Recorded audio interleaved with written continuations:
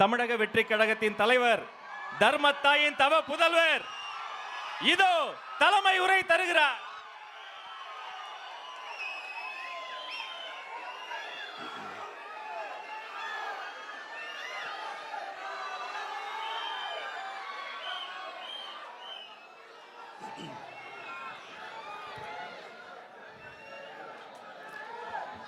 நம்ம கட்சியினுடைய 2வது ஆண்டு விழா, அதாவது 3rd இயரோட தொடக்க விழா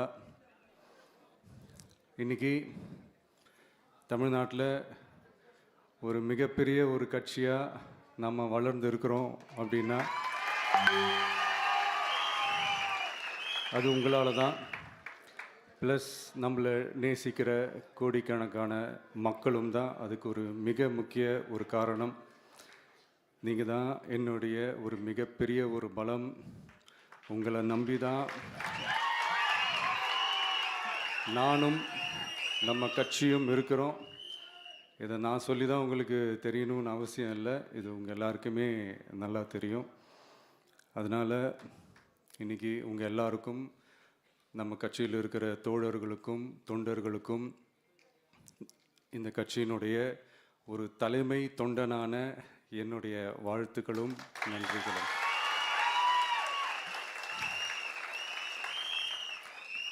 அப்புறம் என்ன, மைக்கை பிடிச்சாச்சு, வெடியை கொளுத்தி போட்டுருவோமா?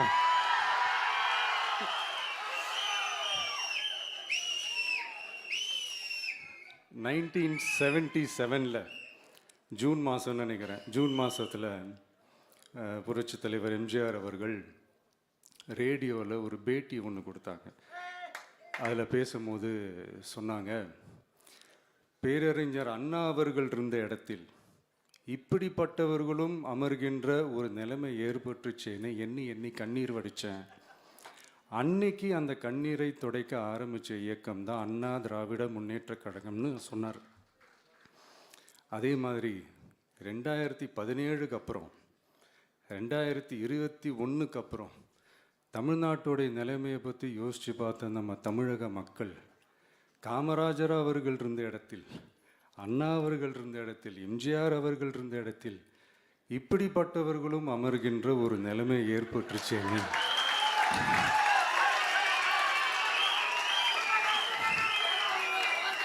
தமிழக மக்கள் கண்ணீர் வடித்தாங்க.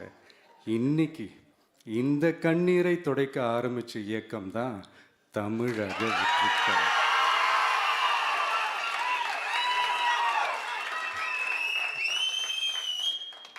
இப்படியெல்லாம் நம்ம பேசுறதுனால கண்டிப்பாக சில பேர் கொந்தளிப்பாங்க. அது பற்றிலாம் நம்ம கவலைப்படக்கூடாது, ஏன்னா கொந்தளிக்கிறது தான் அவங்களுக்கு வேலையே.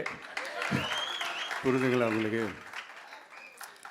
ஏன்னா எம்ஜிஆர் அவர்கள் கட்சி ஆரம்பித்தப்போ, ஏன் அவர் ஜெயிச்சதுக்கப்புறம் கூட சட்டசபையில் கூட ஏதோ ஒரு நடிகர் கட்சி வந்திருக்குதான், ஏதோ ஒரு புதிய கட்சி வந்திருக்குது, புரட்சி தலைவர்னு ஒருத்தர் வந்து, இப்படியெல்லாம் கேலியும் கிண்டலுமா. அதனால் யார் அரசியலுக்கு வந்தாலும் இப்படி கொந்தளிக்கிறது தான் அவங்களுடைய வேலையே. அப்படி தான் நாம் அரசியலுக்கு வந்ததுக்கப்புறம் கூட இந்த விஜய்க்கு என்ன அனுபவம் இருக்குது, எம்ஜிஆர் அவர்களுக்கு எவ்வளோ அனுபவம் இருக்குது தெரியுமா? 52லேருந்து 72 வரைக்கும் அந்த 20 இயர்ஸ் திமுகவில் இருந்த ஒரு அரசியல் அனுபவம் எவ்வளோ இருக்குது தெரியுமா? விஜய்க்கு என்ன பெரிய அனுபவம் இருக்குதுன்னு கேட்டால் அதே வாய் தான்.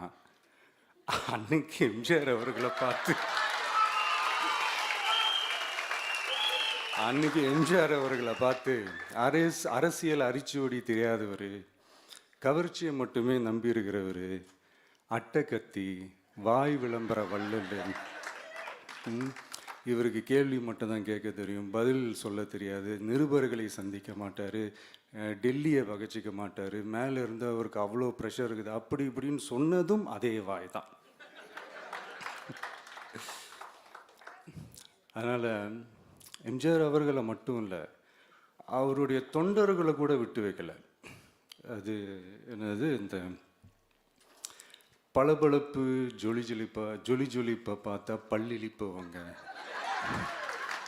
இப்படியெல்லாம் கிண்டலும் கேலியுமா, இது எல்லாம் மக்கள் ஒரு மாதிரி சைலண்ட்டாக வாட்ச் பண்ணிக்கிட்டு என்ன பண்ணாங்கன்றது உங்களுக்கே நல்லா தெரியும். அவர் ஜெயிச்சதுக்கப்புறம் இந்த அரசியலில் பழந்துன்னு கொட்டை போட்ட அனுபவிச்சாலையும் இருப்பாங்கன்னு சொல்லுவாங்கல்ல, அவங்க எல்லாருக்குமே அந்த கோட்டைன்றது ஒரு பகல் கனவாகவே மாறிடுச்சுன்னா பார்த்தீங்க. 77 மாதிரியே இப்போவும் அந்த பழைய தேஞ்சி போன துருபிடிச்சி போன நஞ்சு போன அதே அந்த பழைய வெப்பனையும் இப்போவும் கையில் எடுக்கிறாங்க. அதனால் மை டியர் ஜென்டில்மேன், டெக்னாலஜிலாம் வளர்ந்து வேற எங்கேயோ போயிட்டுருக்கு. அட்லீஸ்ட் உங்கள் டெக்னிக்கையாவது கொஞ்சம் மாற்றுங்க பாஸ்.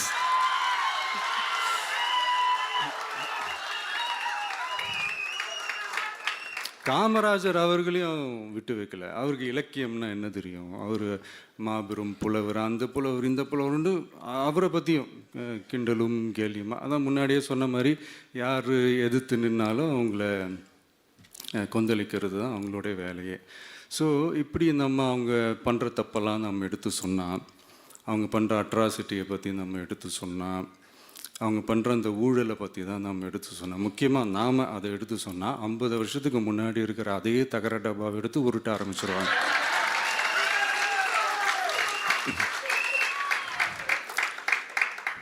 பவள விழா பாப்பாவுக்கு வேற என்ன தெரியும்?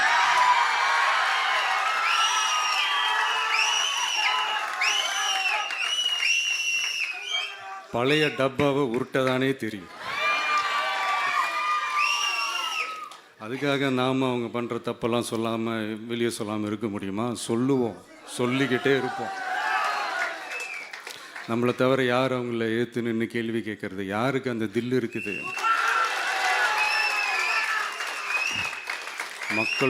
மக்களோட ஒரே பிரதிநிதி நாம் மட்டும்தான். ஸோ இப்படி இருக்கிற இந்த நிலைமையில் இன்னைக்கு இந்த டிஜிட்டல் உலகத்தில் திருவள்ளுவர் இருந்திருந்தாருன்னா இந்த தீய சக்தியை பற்றி என்ன திருக்குறள் எழுதியிருப்பாரு? ஒரு கற்பனையா, அநீதி அராஜகம் தில்லுமுள்ளு இவையெல்லாம் திமுக முதற்றே உலகு.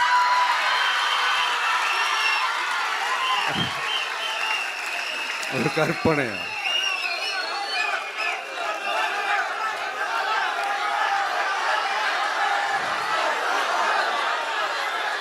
அநீதி அராஜகம் தில்லுமுள்ளு இவையெல்லாம் திமுக முதற்றே உலகு.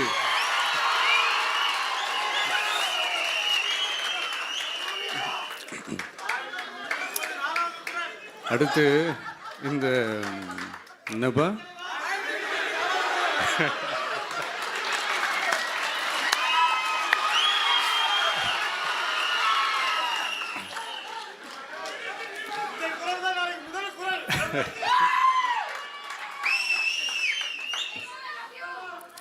அடுத்து இந்த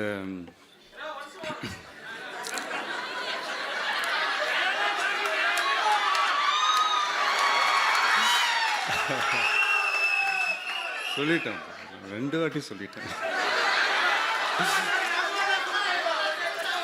அநீதி அராஜகம் தில்லுமுள்ளு இவை எல்லாம் திமுக முதற்றே உலகு.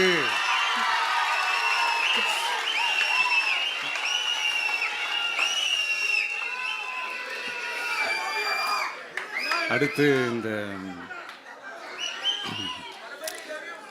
இந்த மும்முனை போட்டி 4 முனை போட்டி அப்படிலாம் சொல்கிறாங்களே, சரி அவங்கள பொறுத்த வரைக்கும் அப்படியே இருக்கட்டும். அதில் மாபெரும் மக்கள் சக்தியாக நம்ம அணி ஒரு பக்கம், அடுத்து திமுக தலைமையில் மற்ற கூட்டணி கட்சிகள் ஒரு பக்கம், அடுத்து பாஜக தலைமையில் மற்றும் பலர்.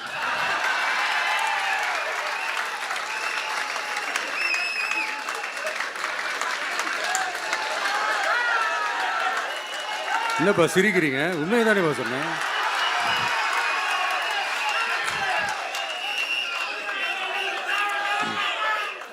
ஸோ இப்படி எத்தனை சக்திகள் எத்தனை பேர் வந்தாலும் திமுகவை வீழ்த்துறதுக்கு மாபெரும் மக்கள் சக்தியான நம்மளால் மட்டும்தான் முடியும். நம்ம டிவிகேவால் மட்டும்தான் முடியும். ஸோ இப்படி இருக்கிற இந்த நிலைமையில ஏய் விஜய் வீட்டு விட்டு வெளியே வா, ஏய் விஜய் வீட்டு விட்டு வெளியே வா, இப்படியெல்லாம் கேட்கும்போது எனக்கு எப்படி அது தோணுதுன்னா, ஐயோ இவங்க ஒவ்வொரு வீட்டில் இருக்கிற ஒவ்வொரு விஜயும் இவங்க கூப்பிடுற மாதிரியே எனக்கு தோணுது. அப்படிதான் எனக்கு தோணுது. அதனால பொறுங்க பாஸ், வருவாங்க, முறையா வருவாங்க. ஓட்டு போடுற அன்னைக்கு ஓட்டர் ஐடியை கையில் எடுத்துக்கிட்டு ஒவ்வொரு வீட்டில் இருக்கிற ஒவ்வொரு விஜயும் ஒவ்வொரு விஜயும்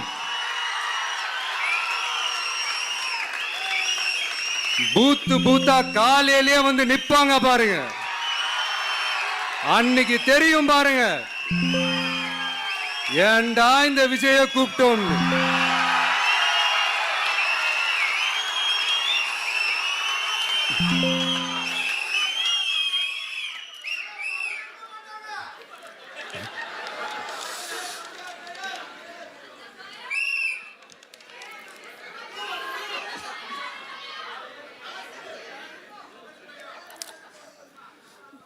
ஸோ இப்படி பேசினா உடனே இவரு நான் சினிமாவா இது அப்படின்ட்டு ஆரம்பிச்சிருவாங்க.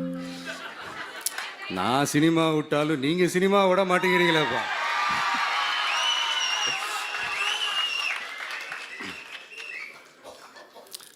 அப்புறம் இன்னொரு ரீசெண்டாக அந்த ஒரு விஷயம் போயிட்டு இருக்குல்ல, இந்த கருத்து கணிப்பு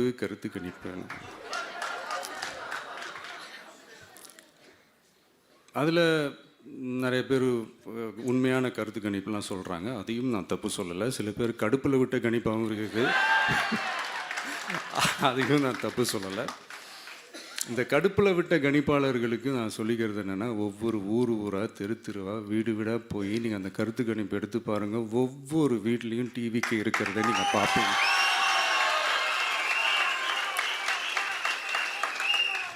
அப்படி சப்போஸ் உங்களுக்கு அது ஷாக்கிங்காக இருந்துச்சுன்னா ரப்பர் வச்சு எல்லாத்தையும் அழிச்சிட்டு மறுபடியும் முதல்லேருந்து எடுத்து பாருங்கள், அதே ரிசல்ட் தான் வரும்.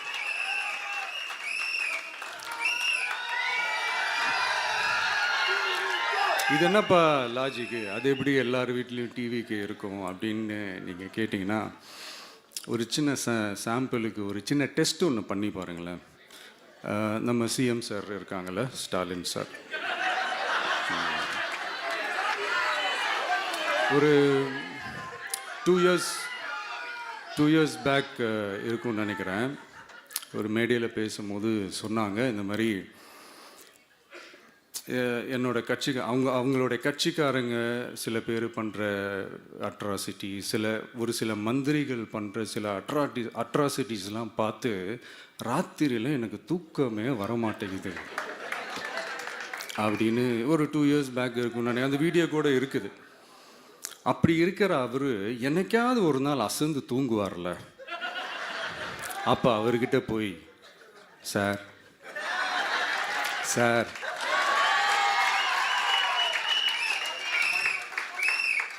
எந்த சின்னத்துக்கு சார் ஓட்டு போடுவீங்க அப்படின்னு கேட்டு பாருங்க.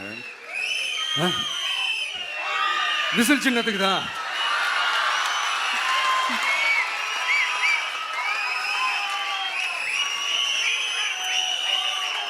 தூக்கத்தில் இப்படி டப்புன்னு எழுப்பி கேட்டால் டப்புன்னு உண்மையை போட்டு உடைச்சிருவாங்க.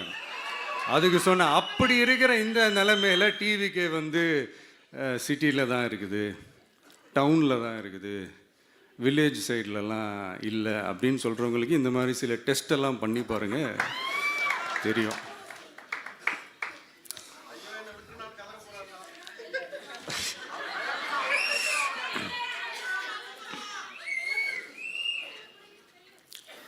விசில் சின்னம் போகாத ஊரே இல்லை. விசில் சின்னம் எங்கெல்லாம் இருக்குதோ அங்கெல்லாம் டிவிக்கே இருக்குதுன்னு அர்த்தம். என்னுடைய அம்மா, அக்கா, தங்கைகள், அண்ணன், தம்பிகள் டிவிக்கேக்கு ஓட்டு போடுறத யாராலையும் தடுக்க முடியாது.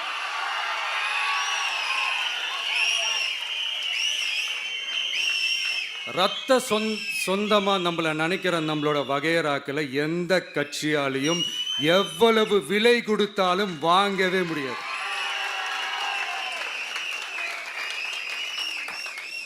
இது நான் ஓவர் கான்ஃபிடென்ஸில் பேசுகிறேன் அப்படின்லாம் நினைக்காதீங்க. இதுதான் கள நிலவரம், கள யதார்த்தமும் இதுதான். தீய சக்தியை வீழ்த்துறதுக்கு தூய சக்தியான நம்மளால் மட்டும்தான் முடியும். இந்த 2026 சட்டமன்ற தேர்தலில் டிவிக்கே தான் மக்களோட ஒரே ஆப்ஷன். Otherwise no diversion.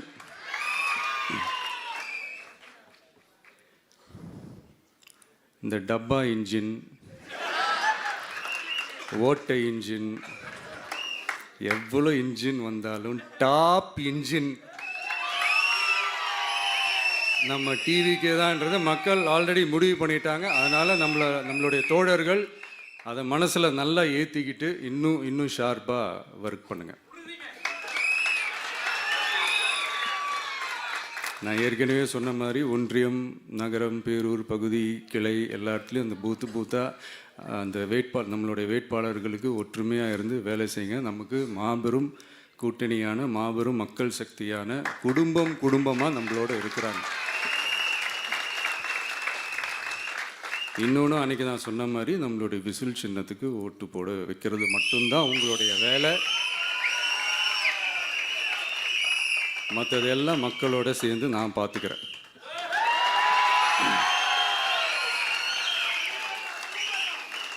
தமிழ்நாட்டோட அரசியலில் த விசில் ப்ளோயர் இஸ் டிவிகே.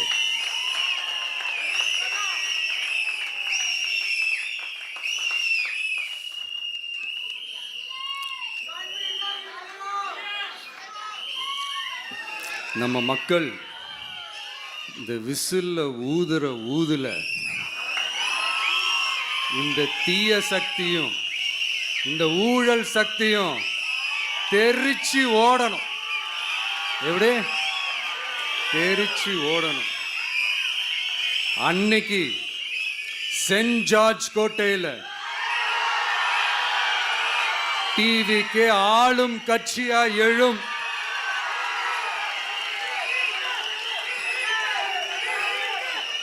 உங்களோட நான் இருக்கேன், நம்மளோட நம்ம மக்கள் இருக்கிறாங்க. இதுக்கு மேல என்ன வேணும்? கான்ஃபிடென்ட்டா இருங்க, நல்லதே நடக்கும், வெற்றி நிச்சயம். மீண்டும் சந்திக்கும் வரை நன்றி, வணக்கம்.